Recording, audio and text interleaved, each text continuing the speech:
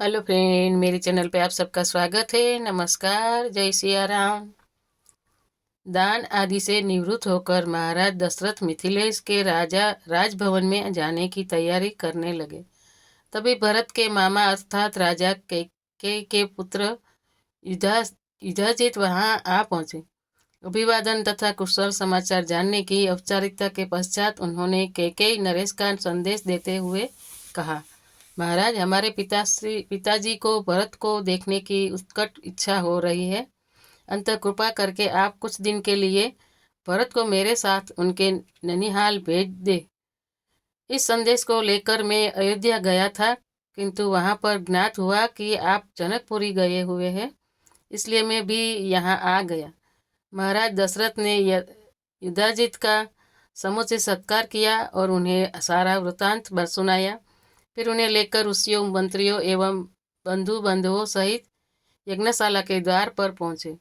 थोड़ी देर बाद नाना प्रकार के आभूषणों को धारण किए हुए रामचंद्र अपने भाइयों भरत, लक्ष्मण और शत्रुघ्न के साथ उनके पास आकर खड़े हो गए। गुरु वशिष्ठ ने जनक के पास जाकर कहा, हे विदेहराज, महाराज दशरथ अपने पुत्रों के साथ अंदर आने की अनुमति चाहते हैं।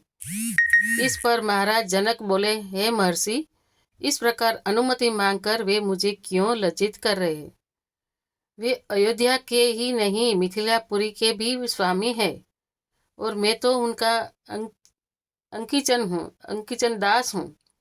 क्या कभी स्वामी अपने सेवक से आज्ञा मांगता है? उनसे कहिए, चारों कन्याएं विवाह वेदी पर प्रतीक्षारत है। वे निसंकोच अंदर पधारने का कष्ट करे। शुभ लग्न का समय भी हो रहा है। मैं स्वयं चलकर उन्हें सादर ले आता हूँ।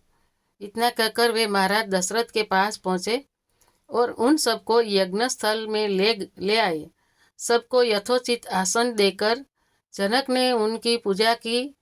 फिर वशिष्ठ जी से बोले, हे ब्रह्मर्षि, आप इन ऋषि मुनियों के साथ विवाह कार्य संपन्न कराइए।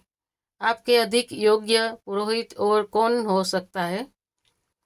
गुरु वशिष्ठ महर्षि विश्वामित्र और मिथिला के राजपुरोहित सतानंद विवाह कार्य संपन्न कराने लगे।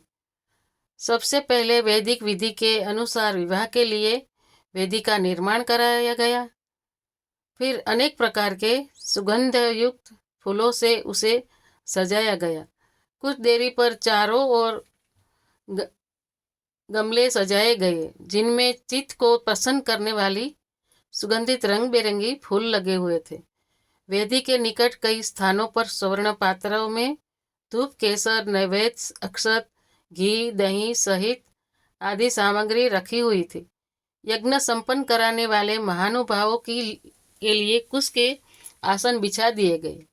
गुरु वशिष्ठ एवं अन्य महर्षियों ने वेद मंत्रों का उच्चारण करते हुए हवन कुंड में अग्नि प्रज्वलित की। फिर वशिष्ठ जी के आदेश पर राजप्रसाद की महिलाओं ने जनक कुमारी सीता को लाकर यज्ञवेदी के निकट खड़ा कर दिया। उस समय सीता जी का मुखमंडल प्रांत कालीन बाल रवि की भांति अनुपम सौंदर्य से देदीप्यमान हो रहा था। नख से सिख तक वे बहुमूल्य रत्नजड़ित आभूषणों से सजी हुई थी। संक्षेप में कहा जाए तो उस समय सीता की छवि को देखकर करोड़ रतियों का संयुक्त रूप भी नगण्य प्रतीत होता था। सीता इन सब बातों से अनजान दृष्टि झुकाए एकटक पृथ्वी को निहार रही थी। महाराज जनक अपनी लाडली पुत्री सीता को श्री रामचंद्र के निकट खड़ा करके विनम्र स्वर में बोले, हे रघुकुल तिलक रामचंद्र, मैं अपनी पुत्री सीता का हाथ आपके सशक्त हाथों में सौंपते हुए यह कामना करता हूँ कि मेरी पुत्री आपकी अर्धांगिनी होकर सदैव छाया की भांति आपका अनुसरण करती रहे। अंतः ये कौशल्या कुमार इसे आप अपनी पत्नी के रूप में स्वीकार कीजिए। आज से ही यह आपके सुख दुख की संगिनी हुई। यह कहकर राजा जनक ने अंजलि से संकल्प के ले लिया। जल वेद मंत्रों से पवित्र करके हृदय की संपूर्ण भावनाओं के साथ छोड़ दिया। महिलाएं मंगलगान करने लगी। मुंदंग, दुदुभी तथा नाना प्रकार के वाद्य यंत्रों का सुमधुर स्वर चारों ओर गूंजकर इस हर्ष पूर्ण घटना की सूचना देने लगा। राम और सीता के विवाह के संपन्न हो जाने के पश्चात लक्ष्मण, भरत और शत्रुघ्न का विवाह उर्मिला, मांडवी और श्रुतकीर्ति के साथ विधि विधान से संपन्न कराया गया। राजा जनक अपने नेत्रों में स्नेहपूर्ण अश्रु भरकर बोले, अयोध्या के राजकुमारों, आप चारों भाई सूर्यकुल के गौरव पराक्रमी, धर्मपरायण, तेजस्वी, सौम्य, विद्वान एवं सदाचार के गुणों से मंडित है। जनकपुरी के इस राजकुल की हार्दिक कामना है कि उसकी ये चारों कन्याएं गुण कम स्वभाव से आपके अनुकूल बनकर सब प्रकार से आपकी सुयोग्य अर्धांगिनियां सिद्ध हो। इसके पश्चात वशिष्ठ जी के आज्ञा से चारों राजकुमारों ने अपने अपनी नवविवाहित पत्नियों के साथ अग्नि की प्रदक्षिणा की। विवाह संपन्न होने के पश्चात महाराज दशरथ समस्त मंत्रियों, ऋषि मुनियों और